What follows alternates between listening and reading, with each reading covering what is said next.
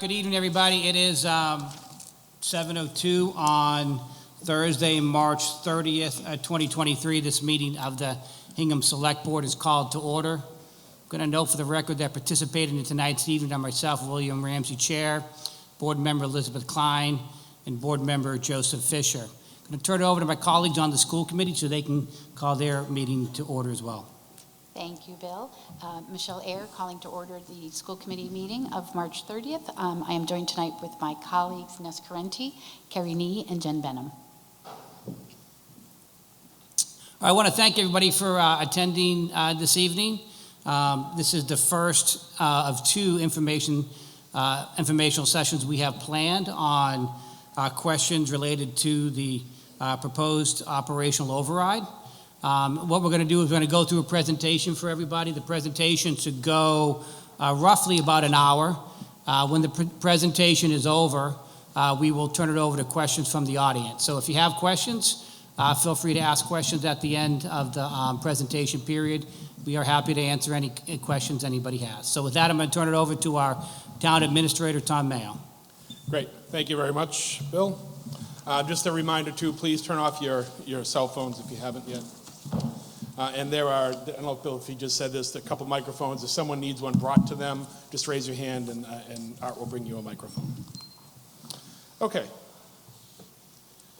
The public information session for the FY24 budget is really very much centered on the reason we're doing it this year is because the town is proposing an operational override this year. It's the first time in 13 years thereabouts that we've done one. It's been a long time anyway. So we wanted to give everybody a refresher, make sure everyone understands what we're doing and why, and then we'll get to that. So how we got here, we'll cover that stuff. We'll go through some of the Prop 2.5 basics. We'll talk, at the meat of the meeting will be the override discussion, the implications, et cetera. We'll go through some articles that are related to the budget and the proposed override. We'll talk about some tax relief items that have been put forward now and will be in the future. And then, of course, we'll talk about some of the logistics around town meeting and the election. Okay, so just real quick, we thought it would be worthwhile to kind of put together a quick summary of what is likely to happen with the budget discussion this year at town meeting. There will be, and I've confirmed this with the moderator, there'll be two components to the budget vote this year. There'll be the normal component, which is the Article 6, the regular discussion. It'll look the same. I brought, this is the new book. It's rocket red, I'm told.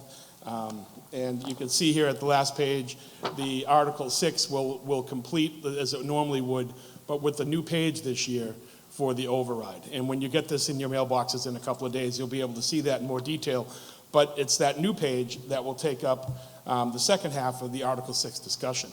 The moderator will ask for holds on the balanced budget. He's been referring to it as the base budget. He'll walk through that process like we do every year. There'll be holds, there'll be discussions, and there'll be a vote on that budget. After that, there'll be a second component, as he called it, two bites, right? A larger bite, which is the regular standard budget, and then there'll be the override is the second smaller bite. And that will be a separate discussion after a vote is taken on the base budget, again, as he refers to it. We refer to it here as the balanced budget. Okay, so that's the way that's going to flow. The balanced budget will fund the majority of the operating budget.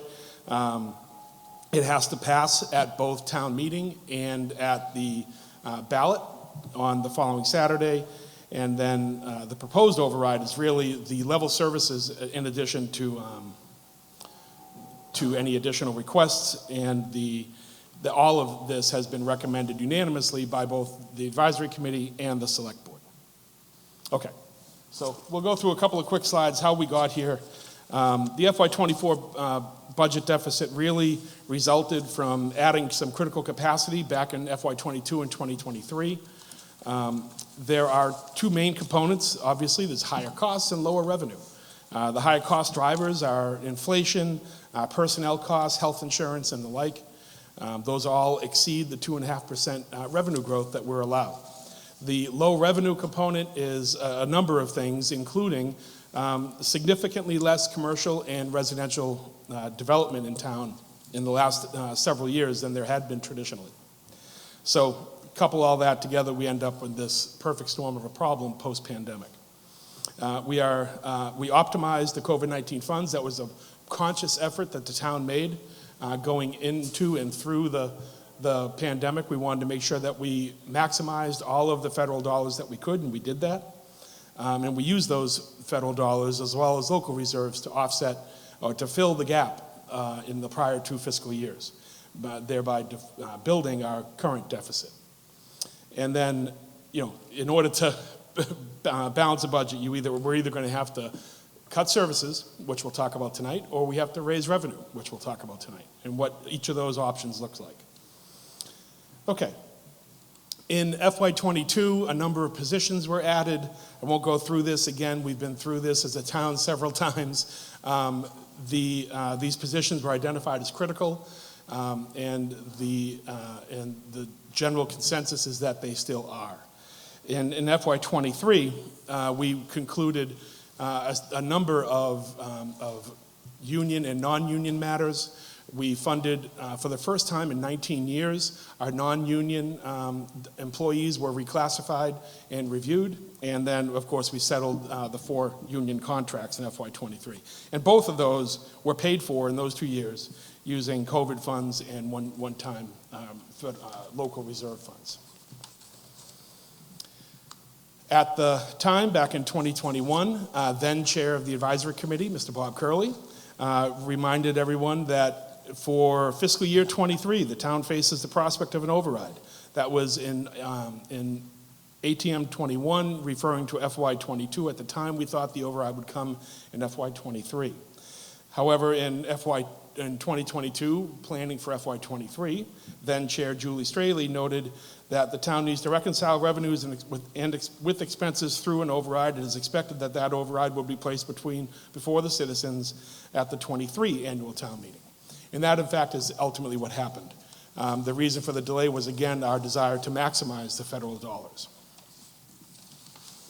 Okay, I'll turn it over to Liz to walk us through the work of the Sustainable Budgeting Task Force. Thanks so much, Tom.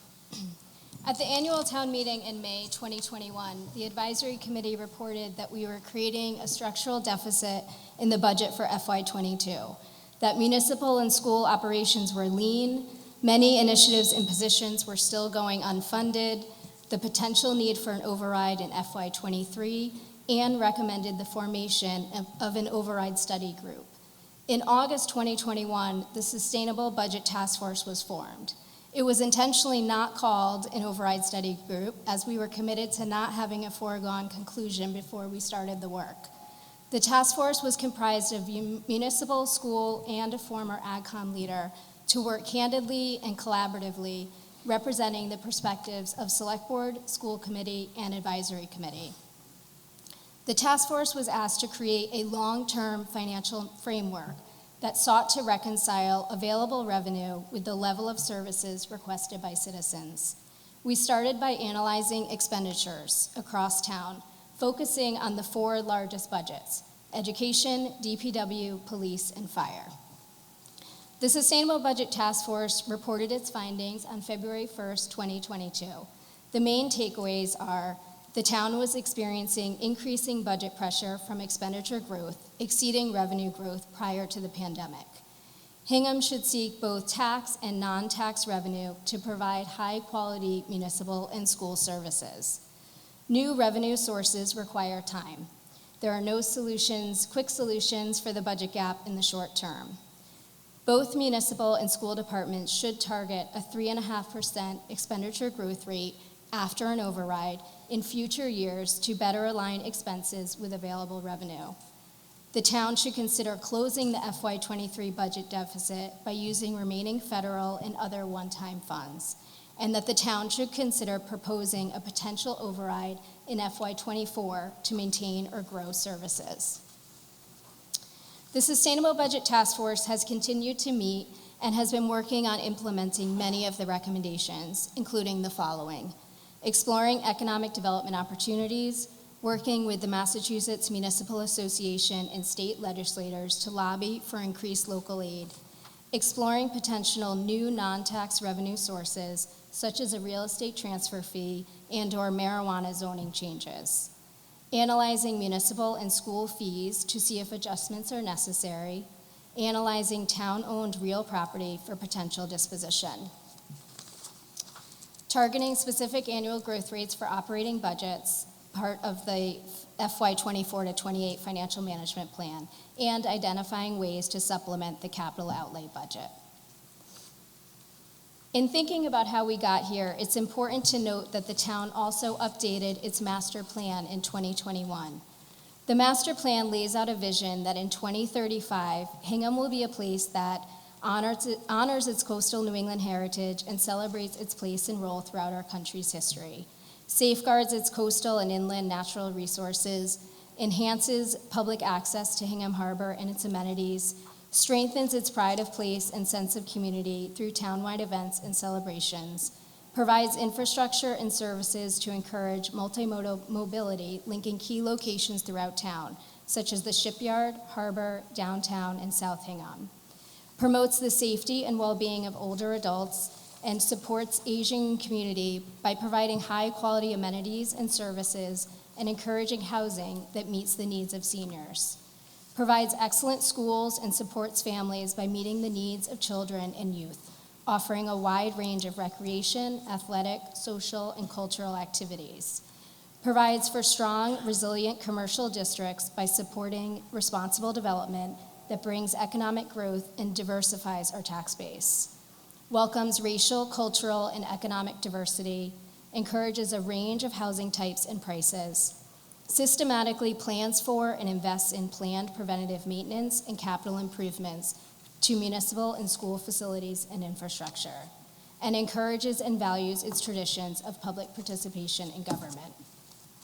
The proposed budget with the override is aligned with the master plan goals and the community's shared vision. The proposed budget represents the necessary resources to execute the master plan. With that context, I will transition to Tom to talk about what an override actually is. Thank you, Liz. I'll note anecdotally, I've been in government for going on 20 years now, and I'm regularly accused of funding and commissioning reports that then sit on a shelf. These last two reports that Liz has just mentioned, the Sustainable Budgeting Task Force report and the master plan, are actively used and in fact are guiding a lot of the principles that we're, or almost all of the principles that we're engaging in the FY24 plan. Okay, so just a very brief slides, just making sure everyone understands what we're talking about with Prop 2.5 override basics. So, next slide. This is really what we're talking about. This is an override is a voter-approved permanent tax increase. And it's designed to provide a community with the ability to generate sufficient revenues to fund costs that are likely to continue into the future as annual operating and fixed expenses. So that's how DLS defines an override, and that, in fact, is what we're proposing. Just a couple of again, I'm going to noted it earlier. I'm going to say it again, and I'll say it again at the end. But this, in order for an override to pass for a community, it has to pass at both the annual town meeting as well as as a ballot question on the annual election. Okay, with that, I'll turn it over to Bill. Great, thank you. Next couple of slides deal with the implications of the override and the balanced budget. So. The override, a proposed override, includes additional requests that have been identified as being critical by both the municipal side of the budget and both the school departments. And the critical requests are going to be detailed for you in the following slides here. But part of the process in getting to an agreement with the recommendations from school committee, select board, and advisory committee is that the leadership of all three boards met in significant detail the past several months. And when we decided to propose the override, we discussed some of the concepts that Liz talked about with the task force with respect to growth controls going forward. It is our goal that we would control growth and not have another override until FY28. And we, in doing so, we talked about a 3.5% growth cap. That would allow us to achieve a sustainable budget, and we would not have to come back to the taxpayers for additional override, at least and through FY28. Slide. So this slide here talks about what an override balanced budget would be. Now, I want to emphasize that if we do go with the base budget or the balanced budget, there would be cuts in services. Those would be natural cuts in services. So the Select Board and Advisory Committee, in making their recommendation with the additional needs, we are going above a level services budget, okay? So if we pass the balanced budget, which will be the first budget we'll discuss at town meeting, that would still include cuts to services. But we are required to pass a balanced budget every year per Mass General Law. Here we are proposing additional critical capacity above level services, and we're going to get into each request in the next slides. Go ahead. So these is what the level services and additional requests add up to. The advisory committee recommended level services from FY23, no service reductions, and some additional capacity on both the school side and the municipal side.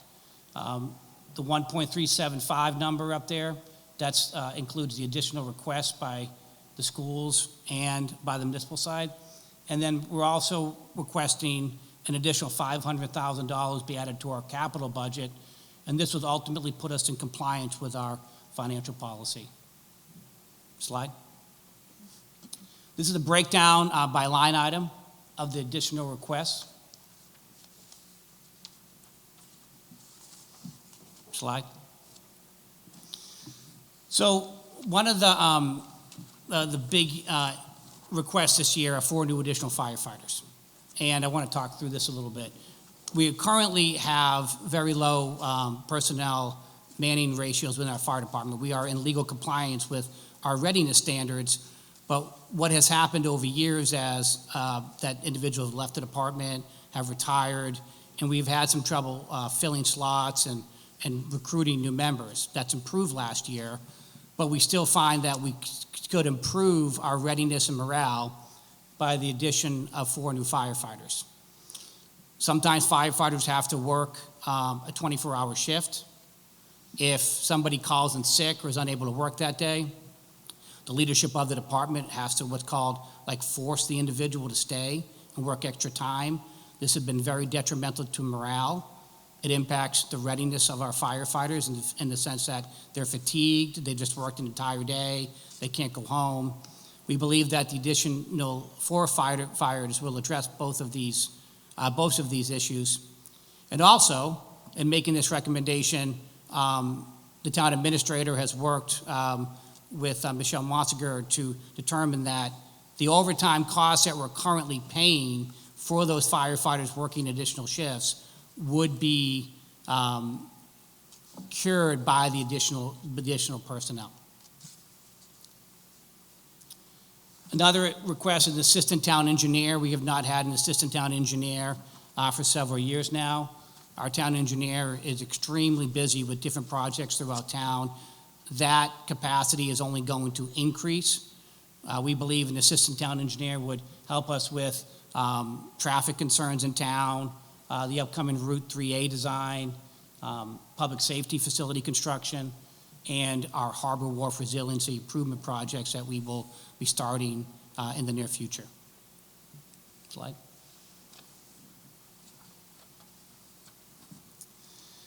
The Senior Center Program Coordinator, we have not had this position since 2012.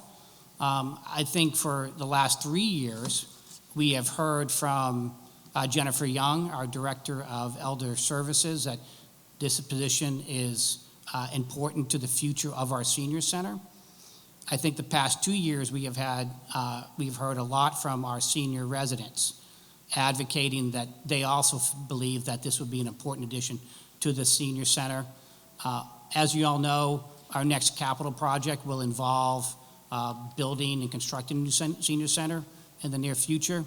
And Jennifer and the town administrator believe that this would be value added to our senior center and the services provided there. And it would also allow our director to focus more on strategic goals and planning for our elder services department. Slide. We've had difficulty maintaining an administrative assistant in our Veteran Services Department. One of the reasons we have found is because of the salary of that employee. So we'd be proposing an increase in salary to the position that's already there of approximately $20,000. We have had in the past 3 years at least 3 different people rotate out of that position. That position now is currently serviced by one of our tremendous volunteers in downtown who volunteers time. And this position is vital to our veterans. It processes VA disability payments, Massachusetts disability payments, and other benefits and services. And we think that the additional $20,000 would keep someone in that position and to fill an important position in this part of our department. The sustainability coordinator was added last year. We heard from a lot of residents who really advocated hard for this position. It helps us meet our climate action goals, gets us to our net zero emissions goals in 2040, and a lot of our peer towns have one. We are currently sharing one with Cohasset through a state grant. That state grant will end in October. So for us to continue with this position, we would need to fund it as part of this proposal. And the last request is the budgeting software request. We rely on the same volunteer actually to help us with our budgeting and the budgeting process. That individual has a model he uses when we determine our budget every year. As you all know, we're here today because the budget is such a big part of our municipal government operations. This budgeting software would help us to keep that work internally, help us to streamline the process, and to better inform and educate the public about how we're doing our finances. Slide. I think that's me. Hi, I'm Michelle Ayer from the Hingham School Committee. Thanks, everyone, for being here tonight. So part of the level services budget that's being proposed at town meeting with the override includes our level service budget, which means that we would be able to continue providing the current level of services to our students. In addition, we have asked, as part of the override, for a few things that would enhance learning and education for our students. As Liz had mentioned earlier, the Sustainability Task Force had thought of one way that they were looking for ways to supplement the capital outlay budget, and one way that the school committee wanted to partner with that was by moving our current technology budget, or a portion of our technology budget of about $300,000 from capital outlay into operating. This $300,000 is funding mostly Chromebooks, which are an annual expense that the district needs to use to provide students with the necessary Chromebooks that they need. And we felt that by moving this out of capital outlay into operating, since it is a recurring expense, made a lot of sense. And additionally, the benefit to doing that was it does provide an additional $300,000 that can now be used for much needed capital projects.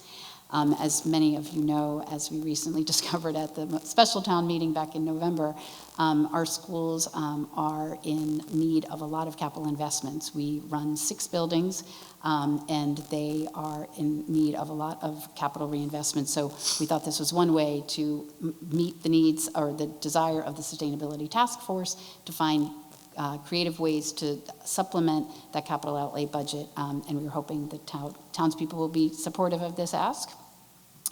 Another ask that we have is to increase one position, to add one position to the district this year, and that would be the position of a nursing coordinator. Over the past few years, we have seen a significant increase in the medical and mental health needs of our students. They are really increasing. It is hard to do with the staff that we have, to meet those needs with the staff that we have. This position would not only help meet the increased needs of our students, it would also ensure compliance with the many, many state mandates that are required in our buildings regarding student health. This position would be a coordinator and substitute for our nursing coverage in the buildings. They would coordinate school testing and record keeping. With over 3,800 students in the district, you can imagine that there's a lot of records to keep. And they would also provide our nursing staff with professional development that is ever-changing and very important to meeting the needs of our students. Next slide. Another component of the increase to the level services budget is a need for additional professional development. The level services budget that we proposed included the contractual obligations we have for professional development for our staff. That would include tuition reimbursements and other required professional development that our staff needs to maintain certifications and continue to provide the best education to our students. But pretty much all of the professional development dollars that are in the level services budget cover just that. And we are in need of significant other professional development for our staff that would help us accelerate the progress towards our strategic plan objectives. Those include a laundry list of things that were required for professional development, including universally designed learning and inclusive practices, development on our multi-tiered system of supports, our K-5 math program pilot, a grade 6 through 8 math adoption program to get our social studies standards alignment in order, to provide a middle school open sci ed development, provide for social emotional learning, mental health, culturally responsive and restorative practices, and innovative pathways and portrait of a graduate at our Hingham High School. These are, again, needs that are not being met in the level services budget, so this was a $200,000 increase that the district was asking for to increase the professional development opportunities for our staff. And the next slide, a gradual elimination of full-day kindergarten. This is an $86,000 ask as part of the override. Elimination of the tuition. Elimination of, so sorry, thank you. Thank you, Joe. The gradual elimination of the full-day kindergarten tuition. Thank you. Right now, Hingham is one of very few districts, I think it's under 25, which still charges tuition for kindergarten. It's sort of surprising to some people that in Massachusetts, kindergarten is actually not compulsory, so it is not required to be paid for by a town, but Hingham is one of, as I mentioned, less than 25 districts in the entire Commonwealth that are still charging for full-day kindergarten, and I think one of only 4 towns on the South Shore. Kindergarten is not the kindergarten I knew, and not the kindergarten that even my own children who are just in their early 20s know. Full-day kindergarten is really a requirement for students that are entering our schools. It's really needed to set them up for success as they enter elementary school. In kindergarten today, students are developing reading skills, math skills, and as well as social emotional intelligence skills that are seen as really essential to ensuring their future success. So because of how essential kindergarten is, we just feel that charging a fee for kindergarten as part of a public education just doesn't fit the values that our town has when it comes to education. So I'm going to turn it back over to Bill. Great. So the increase in capital outlay is a request for $500,000. Our capital outlay plan recommends that we fund our capital outlay budget 3.66%. We've been coming in under 3%. For example, the FY24 request is only 2.7%. So the $500,000 would bring us into compliance with some of our capital outlay goals. Slide. Because of the decrease in the capital outlay budget every year and falling under the 3%, we've had to defer significant requests, primarily from our DPW director. Some of the equipment that we've had to defer or put off includes heavy equipment at the transfer station, vehicles that are multi-purpose vehicles for plowing and sanding and other construction projects that the DPW uses. But the $500,000 would get us to a goal and would help us to solve some of our capital needs that we have, particularly in the area of DPW. Slide. I think this is my part. Hi, I'm Ness Correnti. For anybody who doesn't know me, I'm on the school committee and a proud member of the Sustainable Budget Task Force.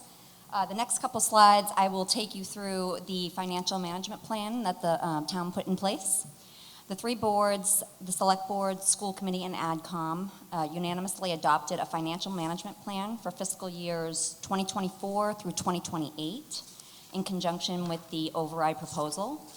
This plan reflects consensus on managing town finances going forward and commitments to the residents to exercise fiscal discipline while still providing municipal and school services. Hingham has been successful in utilizing a financial management plan in the past. During the height of the pandemic, the Select Board, School Committee, and Advisory Committee again had put a collaborative management framework in place that helped the town navigate the financial uncertainty of the pandemic. We are now utilizing that helpful framework to balance budgets over the next few years. Next slide. The new financial management plan will govern fiscal years 2024 through 2028, and the key terms include that the school and municipal departments will cap annual budget growth at 3.5%. There will be no override until fiscal 28 at the earliest. The school department will use the reserve fund transfer process for certain special education costs that rise above 2% increase. As we have seen this year, this is the first time that special ed has increased 14%, so it's unpredictable in nature. So to be able to address that, we are stipulating that the reserve fund transfer would occur for this. These costs can vary greatly from year to year, and it's unpredictable. So anything over 2% would come out of the reserve fund. Slide. The plan contains other commitments as well, including seeking operational efficiencies to control cost, pursuing economic development opportunities to generate new revenue, continuing to fund capital needs within our financial management policy, continue to fund OPEB, which is the post-employment benefit requirements, continuing to advance tax relief programs, investigating new non-tax revenue sources, and maintaining the town's AAA credit rating. And I'm going to transition back to Liz. Great, thank you, Ness. So you've heard about what's included in the override from a services perspective. Now I will review the tax impact. What does this actually mean for you? You may recognize this chart from the fall when we were talking about the large capital projects and the tax impact. This shows the tax impact at various levels of assessed values. This is intended to show a range and magnitude of tax impact. So for the 50th percentile, the green bar there, or the median assessed property value, the tax increase due to the override is $751 in FY24. The FY24 estimated tax bill with the override will increase by 7.8%. I've heard a few questions about this percentage increase, so want to be clear that the FY24 estimated tax bill will increase by the annual allowable tax increase of 2.5%, the CPA surcharge, and existing excluded debt, including foster school and the public safety facility, the debt service, and that is regardless of if the override passes. The 7.8% represents the additional increase with the override. This chart shows only the increase in year one, or FY24. The next chart shows the estimated increase over the next 5 years for the median property. The green bar in FY23 represents your current tax bill. That becomes the base bill for FY24, which again includes the annual allowable tax increase of 2.5%, the CPA surcharge, and existing excluded debt. The orange bar represents the estimated tax increase for the approved foster school and public safety facility projects. The purple bar represents the estimated tax increase of the override. The tax increase from the override will be permanent. The tax increase from foster and public safety peaks in FY29 and begins to decline in FY30. Next slide, please. The tax impact calculator on the town website will show the estimated tax impact for your specific address. If you enter your street and then house or apartment number, the estimated tax increase for next year, FY24, will appear. So I encourage you to take a look at this to understand what the override means for you and your family, taking into account the level of services you value and the shared vision for our community. This chart shows the average single-family property tax bill for Hingham and our benchmark communities. This is one of the data points that the Sustainable Budget Task Force analyzed during our work, and we thought it was important to update it based on the proposed override to give context. You can see here that Hingham is near the middle at number 11. Rolling that data forward to the next year, the FY24 average single-family property tax bill with the override is still near the middle, but moves us slightly up to number 10. It's important to keep in mind that this chart assumes no other communities pass an override or debt exclusion, which is unlikely. So while we know the proposed tax increase will not be easy for people to absorb, it's important to keep in mind the relative nature of tax levels, what we consider high and low, and what's reasonable. I'll now pass it over to Joe to discuss the other scenario in front of us. So the other scenario is if the override does not pass. So everyone else got a chance to speak about what's going to happen if it does pass, and they give it to me about, what happens if it doesn't. Art, can you go back to slide 18? Is that doable? To put this in context.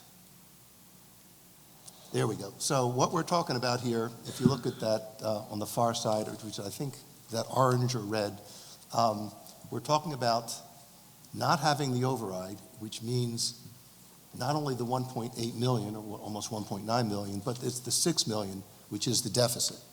That is, in fact, what would be lost if we don't have the override. That would be lost in terms of being able to meet level services. So beginning in July 1st, 2023, if the override does not pass, the town would decrease services and reduce personnel costs to cut the 6 million that you see there. So you can now advance back to slide 40, I guess it is.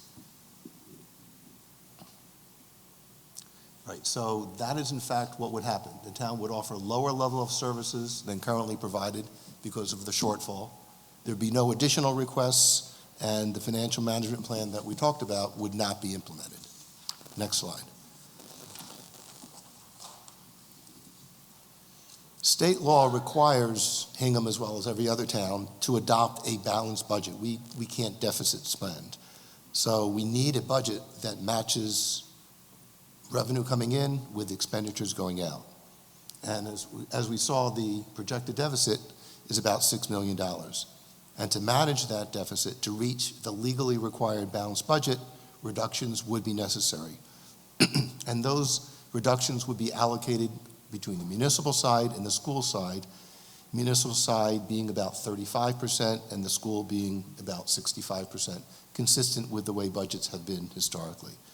So if the override does not pass, those reductions would go into effect July 1st, 2023. Next slide, please. So you can see, going back, what would happen, we would be missing the opportunity. And really, it's an opportunity to achieve what the master plan aspires us to do. And Liz went over that. Those opportunities would be lost. And there will be, you can go to the next slide. Specific reductions on the school side and the municipal side. I will turn it over to my school colleagues to discuss what the educational reductions will be, and then I'll go over the municipal reductions. Thank you. Actually, Dr. Margaret Adams is here tonight, our newish superintendent of schools, and Dr. Adams is going to go through the proposed reductions that would happen if we do not get the proposed tax override. Like Select Board Member Fisher, I have to share what the reductions might look like. Like the Select Board Member shared, The school's portion of the budget includes 3.9 million, approximately 3.9 million needed in reductions. The school administration, the central office, and our school principals have drafted some proposals that would include the elimination of potentially 46.1 FTEs, which include about 20.8 at the elementary level, 10.2 at our middle school, 11.1 in our high school, some reductions in athletics, some reductions in our central office, reductions in our ability to provide curriculum materials and continued professional development, 2 FTEs in our student services, which services our special education students, reductions in technology, as well as some increased fees in transportation. Next slide. The impact of these reductions of FTEs impact our ability to maintain our current class size. They also impact our ability to continue to offer the richness of variety of courses and electives that we currently offer, especially at our middle and high school. It would result in students having less opportunities and less choice. Reduction of staffing also impacts our ability to continue to meet the needs of students who may need extra additional support. This is as a result of the impact of COVID on our young people, but also a best practice that can help us support the needs of all students by providing interventionists. We will often hear that called in the schools our multi-tiered systems of supports. It's how we intervene and support students who might need some additional supports. It also impacts our ability to support and continue to develop in-district programs for our special education students, as well as reduce our ability to meet the administrative demands of the central office and our school offices. In the next slide, we also talked a bit about reductions in our curriculum and our textbooks. It further delays, because of COVID, we delayed many of our textbook adoptions. This just further delays those adoptions and our ability to continue to provide our students the best materials and our educators as well to best meet the needs of our students. It also reduces our ability to provide continual professional development for our staff so that they can be also on the cutting edge of what is best practice to meet the needs of all of our students. In addition, when we reached about 46 positions, we started to really impact our ability to meet the needs of our schools run on having a place for every single student for the 6 hours they're in our care. So instead of continuing to look to further FTEs, we had to make some decisions about additional programs that we believe are still core to our schools. And that includes the elimination of what's sub-varsity sports, often called freshman sports, including the elimination of middle school activities and adding additional fees for other programs as well, elimination of some of our late buses that provide access for students to after-school programs as well as extra help. We feel all of these programs are really core to our schools as many of our students look forward to those. Sometimes for some students who are struggling, that's maybe the only reason they come to school. In addition, we looked at, in the next slide, we looked at new transportation fees, instituting a fee for transportation for grades 7 through 12, implementing a fee for high school activities in order to supplement that cost, as well as a fee for what we offer currently now in 5th grade for elementary instrumental music. Again, we feel these fees don't allow us to continue the richness of the programs we offer. And again, we are concerned about the impact on the social and emotional learning health of our students by the reduction of these additional services that are offered in the schools. I think in some, I like the last sentence there, I think in some it really summarizes, it's a district that's less equipped to meet the varied needs of our students. Okay. On the municipal side, if the override does not pass, we would see a general government services reduction of about 4.7 FTEs. I'm not going to read every bullet point. I think the first one is critical. It would reduce our capacity to implement the master plan and reduce our ability to protect the community character that is Hingham. And there are a lot of examples here. We've made an effort to make sure that if the override does not pass, core government doesn't collapse, but it will be operating at a reduced capacity.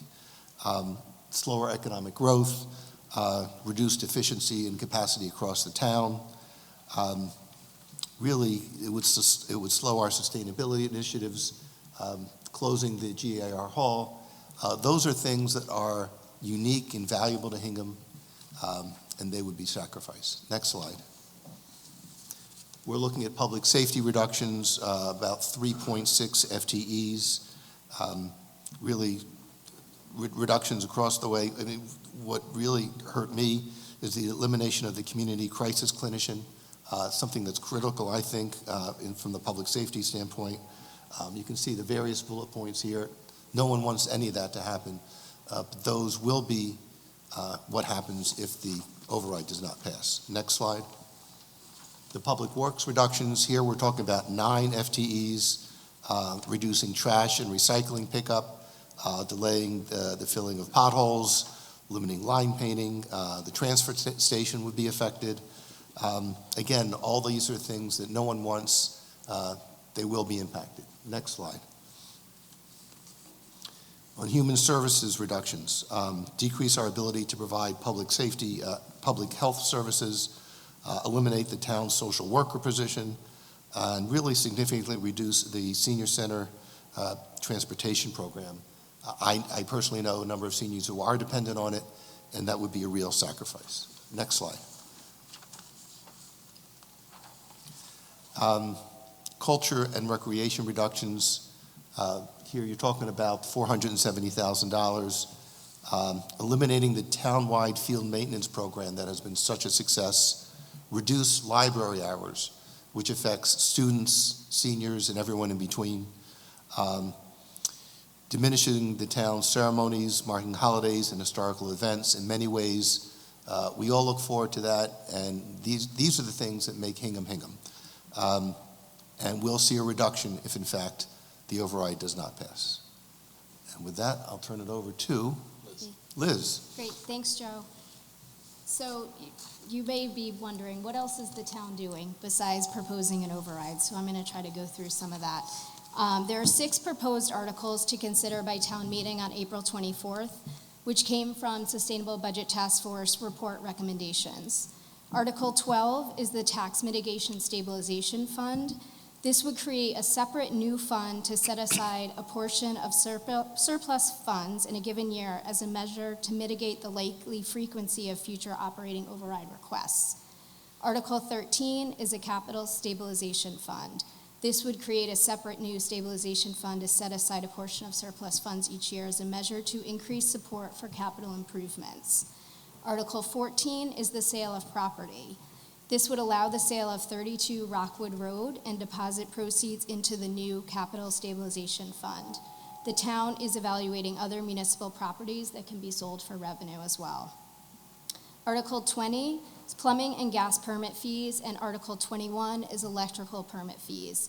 These deal with increasing building fees to better align them to the expense of providing these services. And then Article 22 is the naming bylaw.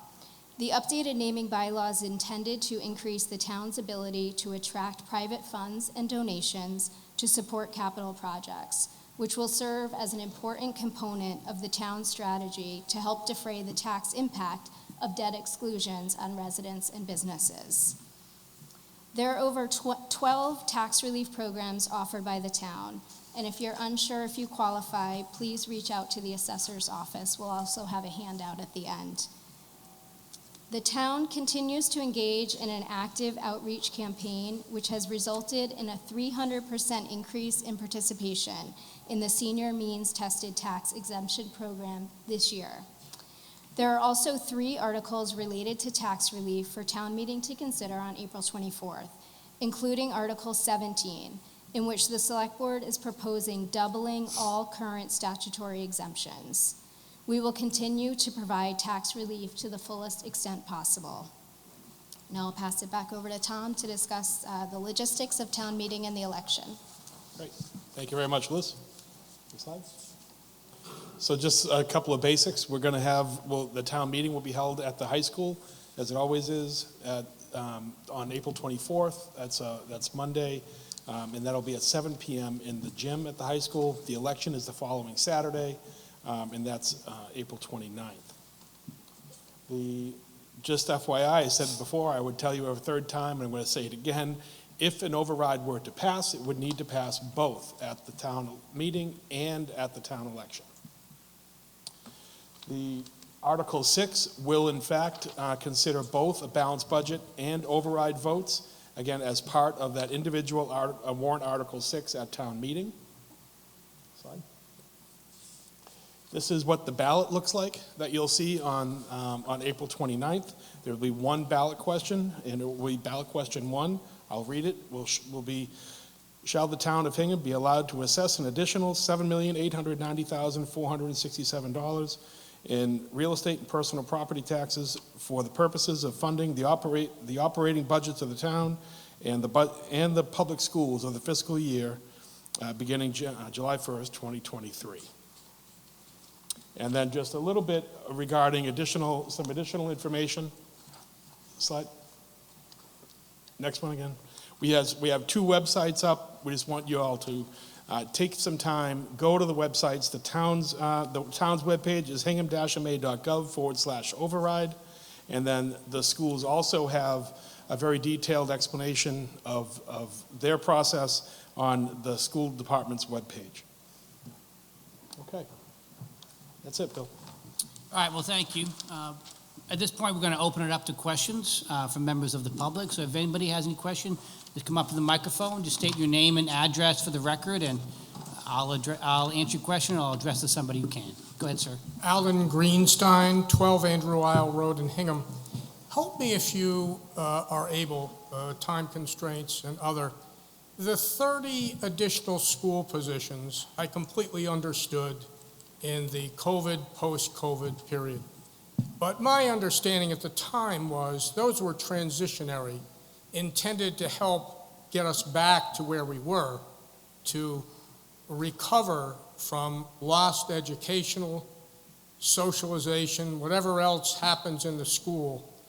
It appears that those 30 are now baked into the budget. Am I correct? And if so, the more important part of the question, if they are indeed baked in, why? Do you want Sure, I take can that? take that. So thank you, that's a great question. I'm glad you brought it up because we do hear that a lot. So the one thing that the biggest thing about this is that those positions were identified to help us recover from the learning loss that students experienced during COVID. When we made those decisions to add those positions, we very clearly stated in the warrant articles and in the votes that we had in it that those positions would be here for several years. Because although the COVID medical emergency is over, the students haven't yet recovered from the learning loss. Students were interrupted, had 3 school years interrupted. They left school, they were sent out of school in March of 20. They were in hybrid learning for almost the entirety of 2021 school year. And then last year, while schools were reopened, some of the protocols still were in place, some social distancing, some of the activities were still not available to students, but also COVID was still running rampant through the community, through the country, through the world. And so students missed a lot of learning last year because either they were out for 10 days or their teachers were out for 10 days. So we had student shortages in schools and we had staff shortages in school. Another piece of it that I actually thought of today is that it's not only the students that are in school, that were in school when COVID happened, but if you think about it, the toddlers, the children who were in preschool when COVID hit, are now the students that are coming into the public schools and they missed out on a lot of learning. So the learning loss on this is really far-reaching, and it's going to take several years before we can get back to sort of where we were before.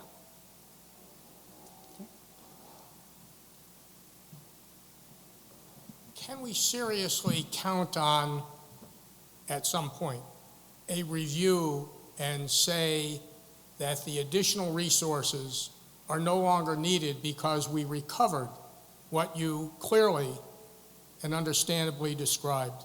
I have a feeling, having been in business for many years, that once an employee is employed, the elimination of those positions, not necessarily in school, any position, is very difficult and needs to be reckoned. And 30 employees is a lot of employees. Yes, thank you. That is a great follow-up question. Last year, we actually did undertake a staffing audit of the schools to see if we were appropriately staffed, both from a numbers perspective and did we have the correct number of people in the correct positions. And since Dr. Adams has joined us, she's made a report to the Select Board and the Advisory Committee about with the results of the staffing audit. And we did find some efficiencies, so people were able to be moved around. So the number of staff that we currently have is the right number we have, but Dr. Adams has been able to reallocate some of those positions. But to your point that, yes, I mean, we are going to continue that staffing audit. We'll continue doing it. I don't know if it's something Dr. Adams plans to do each year, but I would imagine at least every other year. And when we do find positions that we no longer need, we will be committing to eliminating them or finding efficiencies and moving them into another position that may be needed. Thank you. Bill, I just have a follow-up COVID-related question for Tom. At town meeting, will we have, for those who are concerned about COVID, separate seating like we've done at prior town meetings?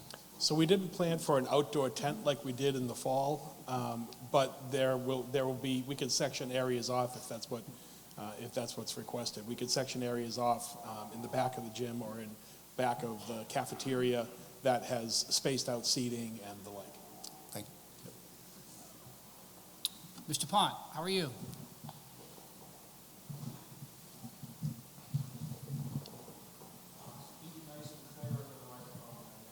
Good evening. My name is Dick Pont. I live at 3 Hollyhock Lane. I've been a resident for 46 years. My children went through the school system. I'm very happy with the education that they received. But I have a question relative to the position of a nurse coordinator. My understanding is that there's a nurse assigned to every school. And the question is, why do we need a nurse coordinator?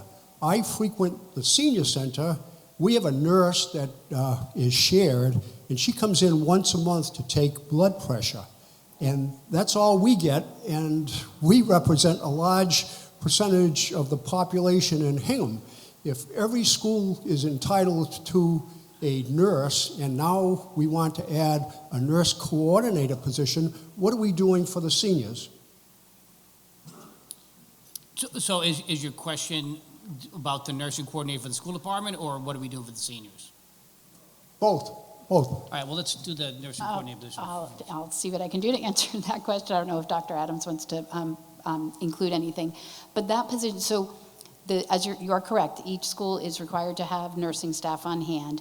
And the reason that we are in need of a nursing coordinator is we do have multiple nurses. There are a lot of state and federal mandates that are required to be completed, record keeping, medical assistance for students. In addition, just over the last few years, we have seen a really significant increase in the number of students who require medical, who have medical needs, whether they are physical. Same applies for seniors. Yes, I would definitely agree with that. So this position was needed because it's becoming unruly to have all these mandates. The nursing staff, they need to have someone coordinate for them. I don't disagree that the seniors may as well. Mrs. Power.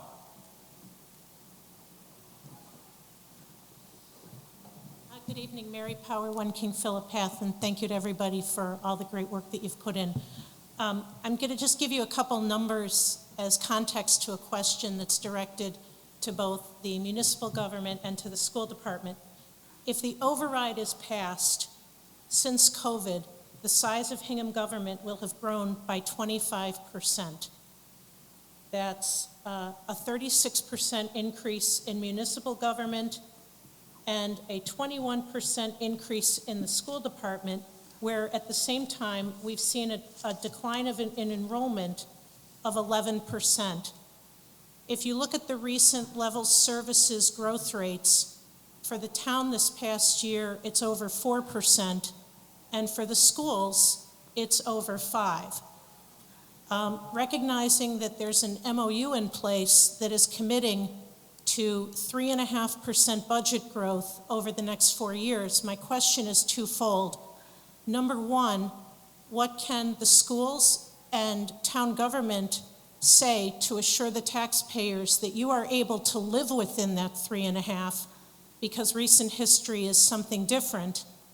And the second part of my question is, what happens next year, for example, if your level services budget increases are in the 4% and 5% range?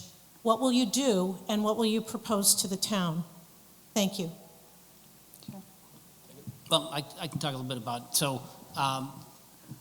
when the 3 boards unanimously approved the memorandum of understanding that you referenced, we believe that to be a compact with the taxpayers. We know that this is a big ask. We know that there's going to be sacrifices needed financially for all our residents. So when we say we're going to hold it to 3.5% and not ask for another override through 28, we're going to stand by that. In terms of your question about what do we do if to get to the 3.5%, or if we go over, we've talked about scenarios where we would possibly look to our fund balance, but we would commit to not raising property taxes. And I think, when we voted on it, I think all 3 boards agreed that that is a big part of this. We're asking taxpayers a big ask this year, but we're going to hold that 3.5%. Do you want to add anything to that, Tom? Sure. So I think what I've spoken about, what I know, I don't want to speak for Dr. Adams, but what conversations have been had is that there would be reductions in the services to ensure that we stay within that 3.5% growth rate. And I just want to make sure, just to follow up on Bill's comment, when Bill mentioned fund balance, we would stay within the financial policy of the town. We would not be looking to go and invade beyond what's appropriate under the town's financial policy. Right, but just a follow-on question, if I may, which is that my understanding is that the tax mitigation fund is going to be used to accumulate some money to avoid an override in 3 years and push it to 4 years. That's right. So if that money is being used next year or the year after, it reduces the likelihood of being able to have an override go out for 4 years. So we've modeled all of this. We've extensively, frankly, and I'm very confident that the tax mitigation process, our turn back process, will afford more than enough funds to get us through to FY28. And just to add to that, because you make a good point, Mary, with your follow-up question. The tax mitigation fund, which is proposed as one of our warrant articles, is specifically proposed so that we can avoid having an override in maybe the 3rd year out. The turn back money that we currently have, usually from retirements and other personnel moves, usually goes into our fund balance. But this fund would be set up specifically to use for the avoidance of an override in 3 years and out to get us through what a bridge year would be to get us to the next year. Question, ma'am, go ahead.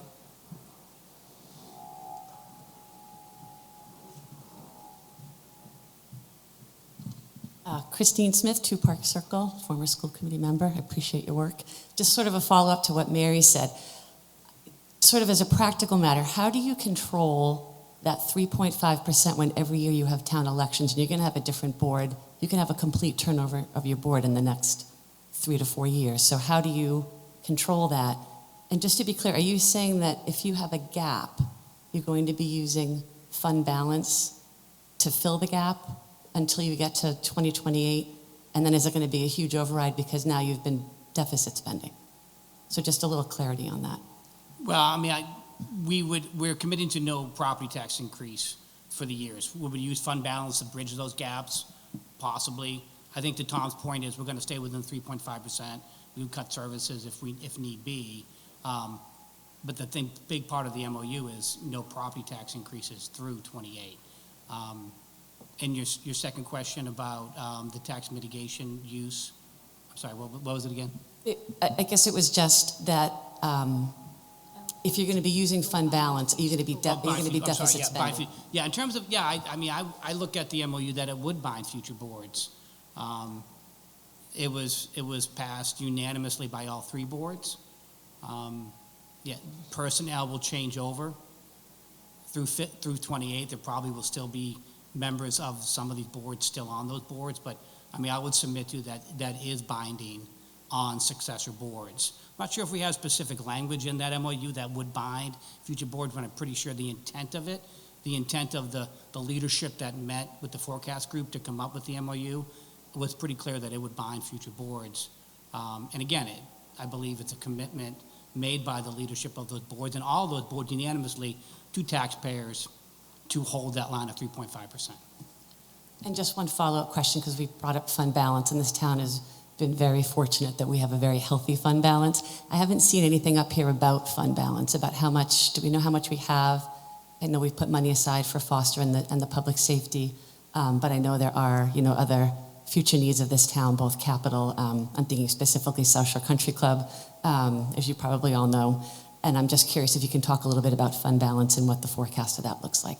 Thank you. Tom, do you have the numbers on fund? Sure, I bet Michelle's able to speak can to answer that. I think at this time, so we typically look at our unassigned excess fund balance sort of above the financial policy of maintaining 20%. So what's available right now after you take out the funds that we set aside in the fall for foster and public safety is about $6 million at this time. We'll know a new number every June 30th is when we evaluate the new numbers of fund balance. So you're going to be, so I know the town's policy says you should be about 20%. Are you going to be above the 20%? We are currently over the 20%, and the $6 million represents what's over that amount right now. I don't know what the percentage is off the top of my head. So will we know by town meeting? We know. I don't know that we know right now. What we're telling you is that we're going to be well above that 20% for a number of years. We expect to be well above the 20% straight through 28. So we should be comfortable that there's money there available Yes. come 2028. That's exactly right. That's what our modeling is showing. $6 million over the 20%. Right now. Right now. Right. Okay, so it's $6 million over the 20%. Yeah. Okay, thank you.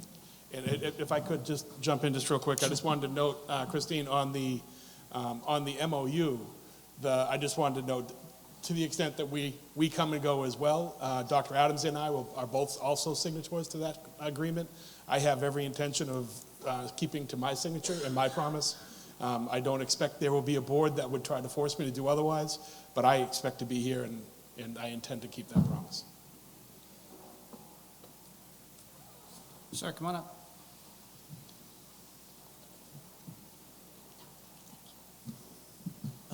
Brooks Robbins at 102 Thistle Patch, and I am wondering if there are Hingham children who are precluded from going to kindergarten because it's tuition-based. Thank you. There is a sliding scale tuition, so it's a sliding scale based on income, so it is adjusted for folks who may not be able to pay the full balance. And there is the option to not send your child for the full day, so you could send your child for just the half-day program. Not to get too in the weeds about it, but we learned as we talked a little bit more about it that what happens there is that, so what that requires is because some students may only be able to be there for the first half of the day is crammed with the learning. So there isn't a lot of time for the kindergarteners to have more playtime and have more social time. That's sort of saved for the afternoon. So you really do feel badly for the kids all the kids, right? Because everybody had just learn for the first, 3 hours. And then the fun time, some of the kids have to leave and they miss out on the socialization part of it. Thank you very And, much. thank you. Thank you all for your work. Thank you. I do want to just clarify, and I'm glad that you brought up the kindergarten because I flubbed, and I just want to reiterate, we are not eliminating full-day kindergarten. It was gradually decreasing the tuition. So I also wanted to clarify, this proposal does not eliminate the tuition this year.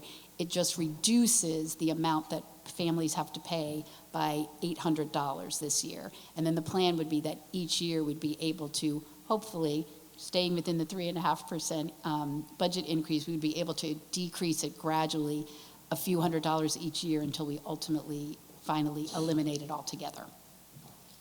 Thank you. Mr. Reardon.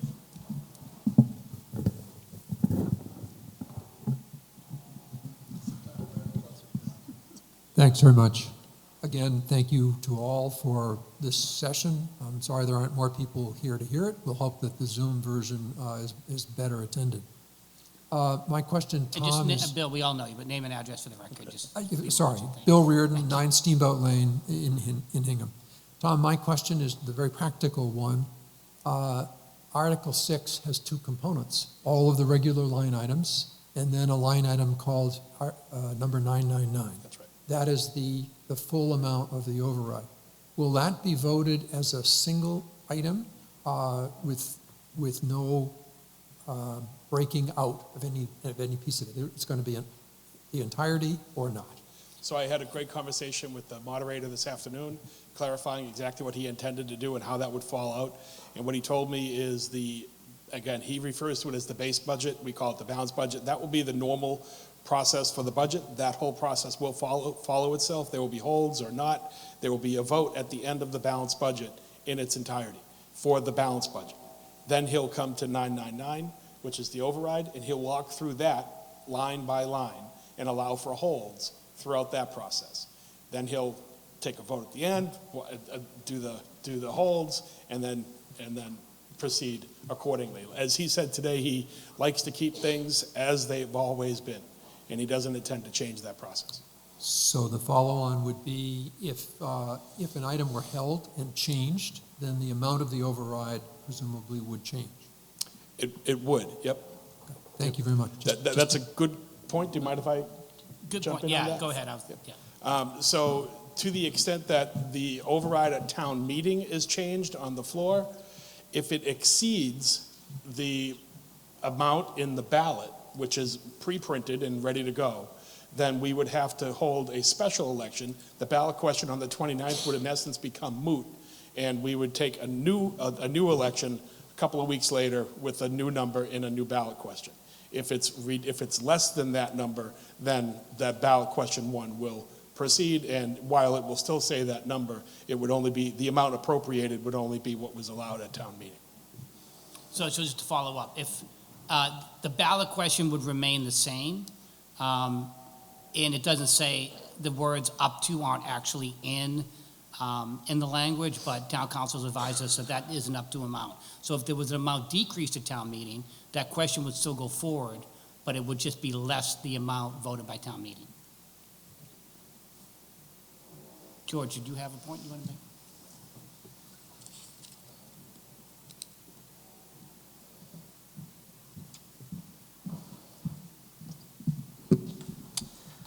George Danis, 14 Coolidge Avenue, Chair of the Advisory Committee.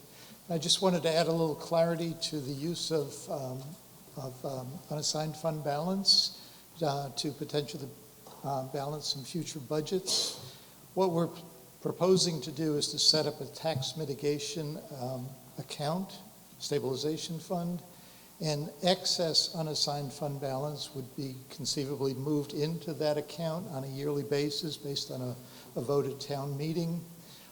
We have already established a working group within advisory to take a look at how we might segregate certain portions of excess unassigned fund balance so that we maintain the integrity of the financial policy, so that we maintain the 20% of TAE that is in the policy, and also so that we maintain enough additional funds in unassigned fund balance to cover any end-of-year transactions that need to be made, such as reserve fund transfers.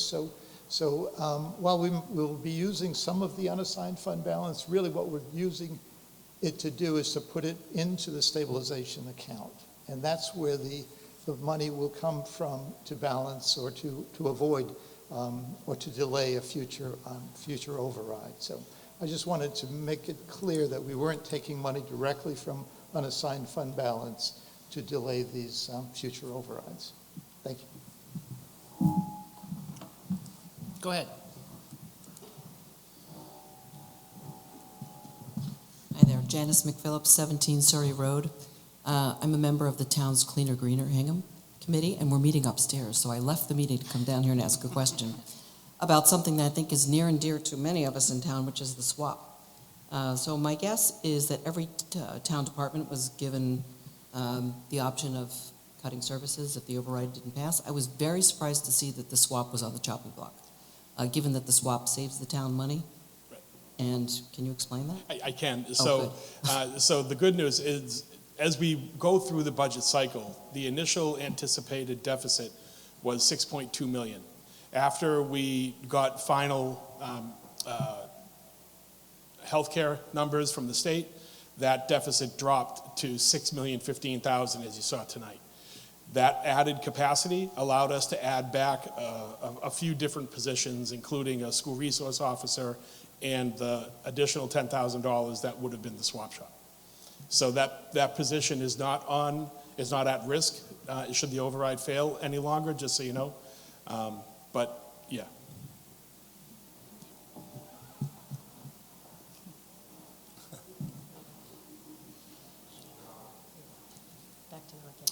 Any other questions or comments?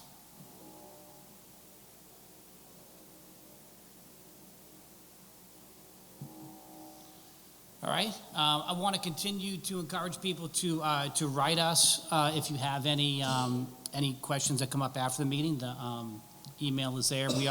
We have been receiving a lot of emails lately to that address. We also receive them ourselves. We will make efforts to get back to you as soon as possible with answers, and we'll get you as accurate information as we possibly can. We're going to have another information session. It can be over Zoom, but you're welcome to participate in that as well. Mr. Pont, you have one final question. Okay. Yeah.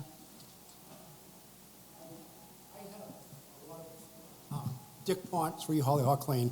I have a lot of friends, elderly friends, living in Hingham that are on, seniors that are on fixed incomes, and they're looking for some form of tax relief. And I know there are a lot of states in our United States that offer relief to seniors. And I don't know if this is something that we as a town should be trying to work with the state in order to see what can be accomplished. I looked on the website that explained the override proposition, and it gave several scenarios about tax relief. If you're over 65 years old, there's $1,000 available. If you're over, I think it's 75 or 80 years old, there's an extra $333 exemption available. But I called, and the instructions said to, if you have any questions, I forget who you called, but I called and I asked about these exemptions, and it's based on your income. So even though they're available, they're not available to an awful lot of people because of the limitation on your income. And a lot of these people that I know live on fixed incomes that consist of Social Security and an annuity, or Social Security and a 401k, and that's all considered income. And they are not able to take advantage of these exemptions. And that's not very clear on this chart. and I think it's kind of misleading, and it should be clarified. I also think that, we, as I said earlier, we should, as a town, be looking at a way of helping to keep our seniors able to live in our great town. We don't provide that right now. And I know a lot of people that probably qualify, but they're too embarrassed to say how much their income really is. So that the whole system works against seniors and their ability to stay here. I know people on Clifford Road, on Main Street, on Free Street, that are really struggling to be able to stay here in town. And they won't admit it to anybody, but they really are. So I think we got to take a look at what are we doing for our seniors? What can we do to help keep our seniors, enable them to stay here in Hingham and live the rest of their lives in Hingham? Thank you. Thank you for the comment. The programs that we do offer, Dick, are the guidelines for those programs do come from the legislature. A lot of the requirements that you mentioned are passed by the legislature. I can tell you that we offer every program we legally can, and we fund it to the maximum amounts we legally can. So some of those programs will say, for example, a municipality can offer this program up to, I don't know, rough $2,000 a year or something. Whatever the maximum amount is, we have voted to offer those maximum amounts. And I think a lot of the programs, not only for seniors, but for those with disabilities, for our veterans, I think we offer everyone we possibly can. The requirements that you mentioned about how stringent they are, and maybe they need to be relaxed, I've heard that from other residents as well. And we're going to continue to work with our legislators to try to change some of those standards to make it easy for people to qualify. But your point's a very good one, and I appreciate you making it. Bill, do you mind if I just jump in just real quick? Sure. With the partial answer. I also just want to note the degree to which folks are uneasy coming forward, Dick. I understand that. I hear that all the time. If they are uneasy, they should, and you're talking to them, please assure them that the conversations are held confidential with the staff that they'll be meeting with. And can I add something? Sure. I think this is a good time to remind people that if we learned nothing else during COVID, there's no shame for asking for help, whether it's financial or medical or mental health. We're a community, and we need to support each other, and we're all here to support each other. And I know it's hard, right? We're hardy New Englanders, right? We're self-reliant, but we just have to remember that it is a community, and we all want to help each other. There's a group that's forming, trying to find some philanthropic ways to help to provide financial support for maybe folks who are not in the means tested, but maybe aren't making quite the things. We all go through it, right? People get unemployed, people have temporary setbacks, there's health issues. So I just want to encourage people, whatever you need help with, we are a community and we want to care for each other. So let's just try to remind our friends and our neighbors that there's no shame in asking for help. All right. Well, I want to thank, I'm sorry, Erin, go ahead. Sorry. I'm Erin Walsh, the assessor for the town of Hingham. And I just wanted to point out that we do have a deferral program as well. I know a lot of people aren't, I think that this can help, and this is very beneficial, and it's a program we have. We're also looking at a tax aid committee that we're forming, and this would be sort of a case-by-case basis. So anybody who needed assistance could come in, fill out an application, and all confidential, and we're trying to assist as many people as we can. Any last questions? Okay. Well, I want to thank everybody for coming this evening. I'm going to turn it to the school committee to adjourn the meeting, and I'll adjourn the select board meeting. Thank you. I'll just make a motion to adjourn the school committee meeting. I'll second. All those in favor? Aye. Aye. We are adjourned. Thank you, everyone, so much. And I'll make a motion to adjourn the select board meeting. All those in favor? Aye. I'll second. All those in favor? Aye.